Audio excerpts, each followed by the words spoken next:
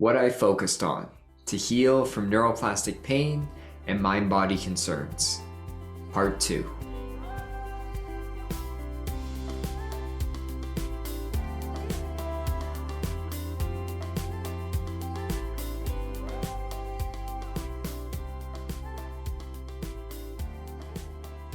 Oh my goodness. Welcome back everyone to part 2 of what I focused on to heal from neuroplastic pain and mind-body concerns.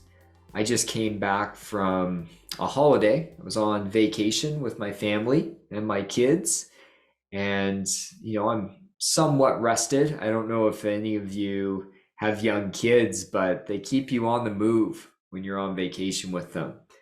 So we went to a lake and we really enjoyed our time out in nature and spent a lot of time in the water and a lot of time just practicing playing. And play is a huge thing that can help us heal from mind-body concerns. And even for myself, even though I don't have chronic pain or symptoms anymore, it's a really important piece of kind of my healing journey that continues on, is making sure I'm finding ways to play and have fun in life. So in today's video, we're going to go through 5 other areas I focused on to heal from neuroplastic pain and mind-body concerns. Now, if you haven't seen part 1 of this video series, I'll link it to the top there so you can go and check it out. But let's dive in to part 2 of what I focused on to heal from neuroplastic pain and mind-body concerns. Number 1, I changed my emotional response to my pain. Whether you have pain, fatigue, dizziness, tinnitus, or any other mind-body symptom, if we respond to it with fear, frustration, despair, or annoyance, or anger, or any difficult emotion, if we respond in this way, it enters into this negative feedback loop that we can be stuck in for years, where you have pain or symptoms, then you have a negative emotional response.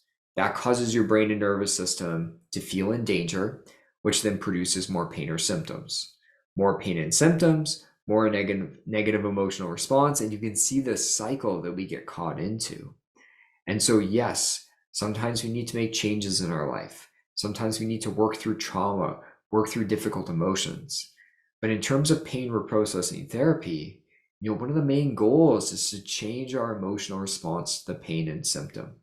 And early on when I'm working with people, I'm focusing on this. I'm exploring doing somatic tracking in all sorts of different ways. I'm doing it, sitting, standing in different positions with movement, because I'm trying to change the emotional response a person is having to their pain or symptom. And I did this a lot when I was recovering. It's something I focused on quite a bit, and it was, really effective long term. And so definitely, if you're still responding to your pain in this negative emotional way, you want to change that. You want to put in the work to change that. Again, with the pain fear cycle, we don't need to change the pain or symptom. We need to change our emotional response to it. Number 2, I was willing to change anything. And I mean anything. If you had talked to me when I was in pain for maybe a year and a half, hadn't been that long, I really wasn't willing to make the changes that I needed to recover at that point. If you had talked to the Tanner back then that was only in pain for a year and a half, I wasn't willing to change my career or question my friendships or change my perfectionistic, high-achieving ways. But 3.5 years in, when I was off work for a period of time, I was desperate, I was not able to move. When I started this healing work at that point, I remember making the commitment that I was going to be willing to change anything. And I slowed my life down greatly. And I was willing to put on the line that I was going to be less successful on paper, because that was my big thing. I just constantly was pushing in life to achieve.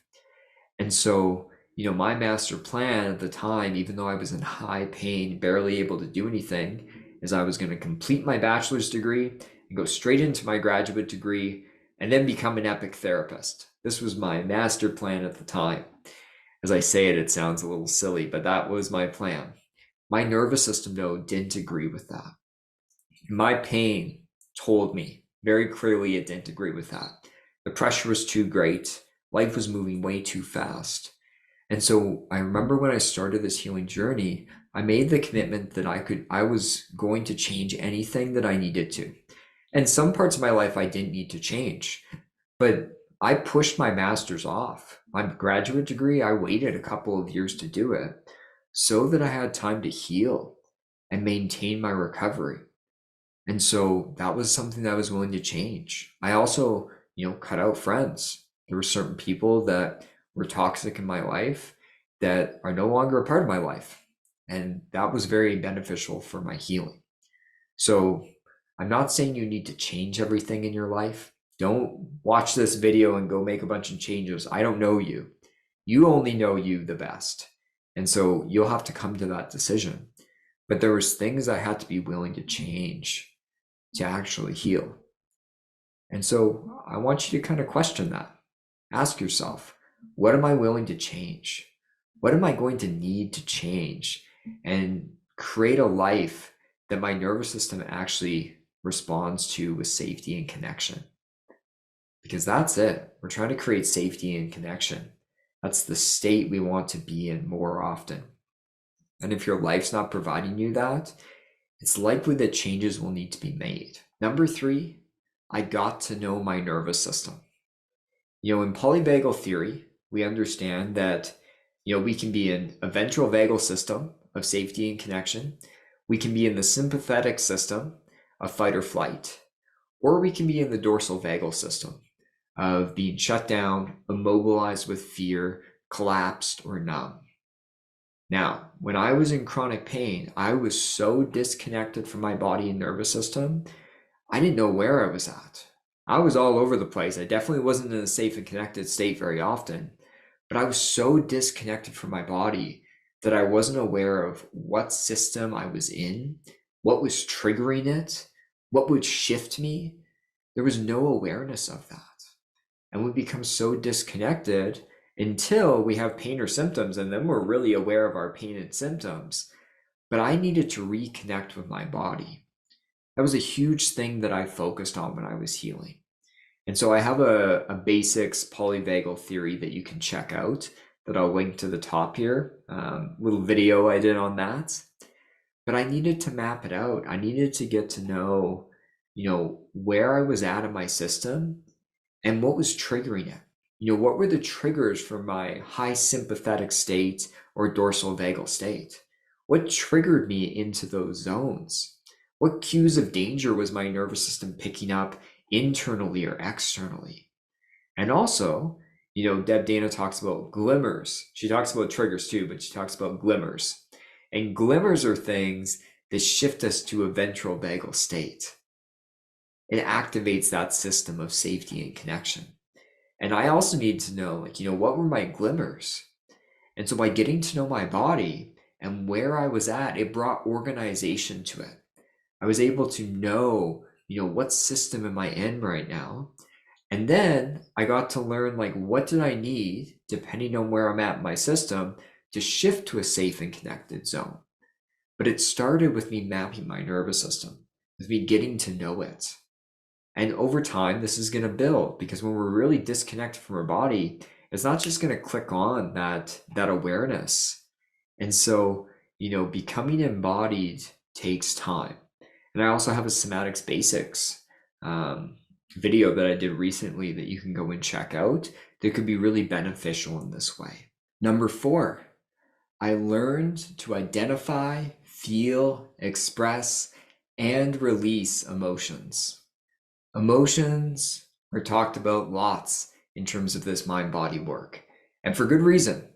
We know from lots of different research that when we suppress emotions, it can trigger real pain and symptoms. So mind-body concerns, one of the main triggers I see for people is they are suppressing the emotions that they're feeling about their life. And we're emotional beings. We're meant to feel all sorts of emotions: anger, sadness, hurt, guilt, fear, but also things like joy, happiness, love, and intimacy. We're meant to feel all of that. By the time I was in pain, even when my pain started, I was so disconnected from my emotional state. I would just shove things down. Even if I was stressed or feeling angry or sad, it would just all get pushed down. And as a result, if we do this long enough, what will happen is your brain will start to trigger pain and physical symptoms. And so to recover, I really worked on first identifying, where am I feeling my emotions in my body? Then I learned to actually feel them. I learned to express them in private, fully, unfiltered, but also publicly to people around me. And then I also learned to release them. And I relate a lot of these concepts to Dr. Schubiner, but also Dr. Sarno, of course. But Dr. Schubiner's approach of emotional awareness and expression therapy is, evidence-based. There's evidence to support that it helps us reduce our pain symptoms. And I use this a lot with clients, where I'm getting people to identify feeling emotions, working through past emotional events or traumas, and then fully feeling them. This is hard work to do. It's not easy, but it can be so empowering and impactful. Doing this emotional work really can change your pain and symptoms. I know this from experience, but I've seen it with so many people. And so starting to do some of this is vital. I have lots of content on my channel around emotions that you can check out. Lots of great educational videos, but this is a huge piece, is we need to feel our emotions, reduce the avoidance and defenses around them, and then actually start approaching emotions and emotional experiences. And by doing that, that really supported me in actually healing. Number 5, I processed my trauma and regulated my nervous system. I like Peter Levine's definition of trauma, in that trauma is not the event. The same event could leave one person traumatized and another person completely fine. And so trauma is not the event. Whenever we use the word trauma, people think it needs to be this big thing that society accepts as trauma. That's not it. It's the response in the nervous system. That's what trauma is. It's a chronic dysregulation in the nervous system that takes place. And so for myself, I needed to process my trauma. I had extensive bullying that took place as a child. And, especially in my junior high years, I felt that my nervous system was chronically dysregulated. And since that point, all the way up until my chronic pain was taking place, my nervous system was stuck in a high sympathetic zone, or it was completely shut down and numb. And that's the response. That's what trauma did to my nervous system. And so it's really difficult processing trauma. And I get that. This is not an easy thing to do. And I always recommend, of course, that people reach out to a therapist in their area if they can, so they have an expert working with them. But processing trauma can really treat your chronic pain and symptoms. It can be healing. So don't have any doubts about that. There's lots of research to support that. And so when I'm working with people in terms of trauma, I'm using some of Dr. Schubiner's work, of course, emotional awareness and expression therapy, somatic experiencing, and accelerated resolution therapy, which uses rapid eye movement. So I use a bit of an eclectic approach when I'm dealing with trauma. But my goal when I'm working with people is to treat their trauma so that their nervous system regulates, and as a result, their pain or symptoms reduce. That's kind of the pattern that I'll see a lot. And so it's a really important thing to do on our healing journey. And this is one of the things that is the hardest and darkest to do. And so it's important that we do it with an expert and pace ourselves. But for myself, doing this was very healing, not only to my pain symptoms, but also to my nervous system as a whole. I'm a much more regulated guy. I still have my moments where I'm dysregulated. I can promise on my vacation with my kids, there's a lot of tantrums. Kids are out of their element. They're a little dysregulated themselves. I had some dysregulated moments, but nothing like before.